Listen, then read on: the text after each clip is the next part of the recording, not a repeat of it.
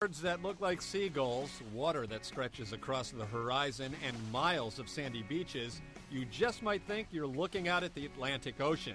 But this is actually Lake Ontario, one of the nation's Great Lakes that border New York State. And these sandy beaches make up what is known as the Eastern Shore Dunes.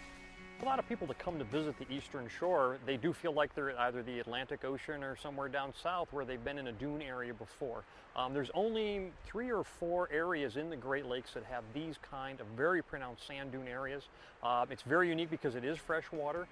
The dunes along eastern Lake Ontario are unique indeed, stretching for 17 miles from the Salmon River in Oswego County to the outlet of Black Pond in Jefferson County. The dunes are part of a coastal barrier environment, attracting visitors statewide.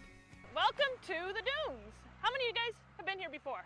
Today, some area students learn about the complex barrier ecosystem, which includes the protection of wetlands just behind the dunes. The dunes keep the sand from blowing into the wetlands and filling the wetlands in. And of course, wetlands are a unique habitat and the type of habitat that we're losing around here.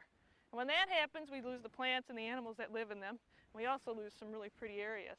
The first line of defense for wetland habitat are the dunes and their very characteristic vegetation. What is this stuff? Grass. It's a special kind of grass, though. This is beach grass. A real easy name. Beach grass, but it's even more special than that. The beach grass you see here is an endangered species. We have our own special type of beach grass along the shore of eastern Lake Ontario. It only grows here on Lake Champlain and probably in Canada. Champlain beachgrass, cottonwood, and beach wormwood are the most common flora found along the beach, and they are vital to the restoration of the dunes. Beach grass, you know how you mentioned it's real fragile, but actually it's a pretty tough plant. It can take the winter, it gets winter storms, it gets hit by the waves, it gets covered with sand and everything. That's no problem. But it just can't take us walking through it. The pressure of your foot hitting the sand and pushing down on the roots kills this grass. Without the beach grass, the potential for sand erosion is greatly increased, and over time, the dunes could actually disappear.